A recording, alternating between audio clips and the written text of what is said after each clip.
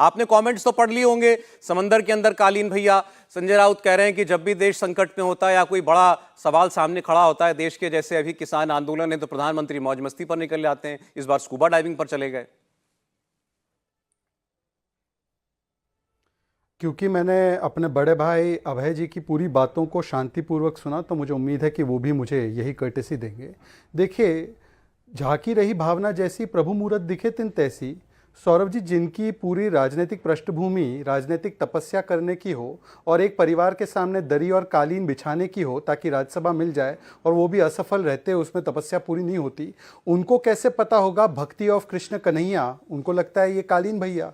अब मैं आपको बताता हूँ, हालांकि मैं सनातनी हिंदू नहीं हूँ और मैं हमेशा, अफसोस है कि भाई मैं उस धर्म में पैदा नहीं हुआ, इतना महान धर्म है, परंतु मुझे जहाँ तक जानकारी, और आप सभी वरिष्ठ बैठे हैं मेरे सामने, उनसे पूछ लीजिए कि पूजा अर्चना करने का भी विधिवत तरीका जो होता है, उसमें जो आसन होता है उसका भी एक प्रविधान होता है। मतलब कि मान लीजिए माँ दुर्गा, हनुमान जी का हमें पूजा करना है तो लाल रंग के कंबल को आसन के रूप में बिछाया जाता है अक्सर।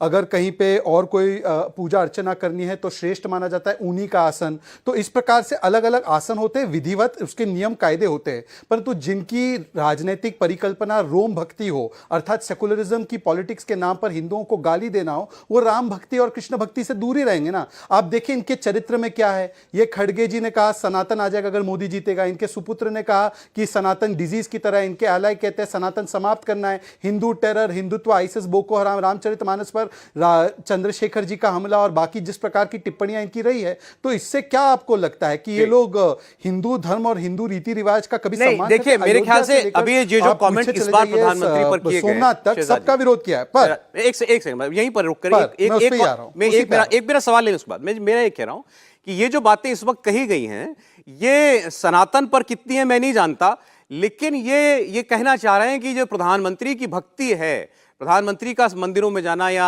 अपना इस तरीके से भक्ति दिखाना, ये ढोंग है, ये तंज इसलिए है।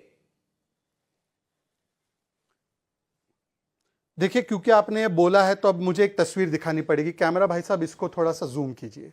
ये राहुल गांधी है, ये मंदिर में गए थे, मध्य प्रदेश के मंदिर में, उस समय ज्योतिरादित्य सिंधिया साथ में थे।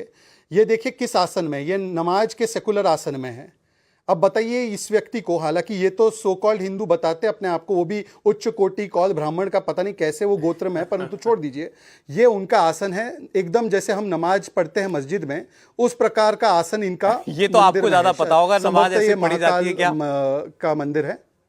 हाँ, नहीं, ये सेकुलरिज्म, देखिए नमाज पढ़ना और नमाज पढ़ने की ढोंग करना, ये दोनों अलग अलग है। और ये भी पूजा करना और पूजा करने का ढोंग करना, तो ये उसका एक परिचय है। अच्छा, ठीक है, ये पूजा करने का ढोंग है। मुझे 10-15 सेकंड केवल दे दीजिए।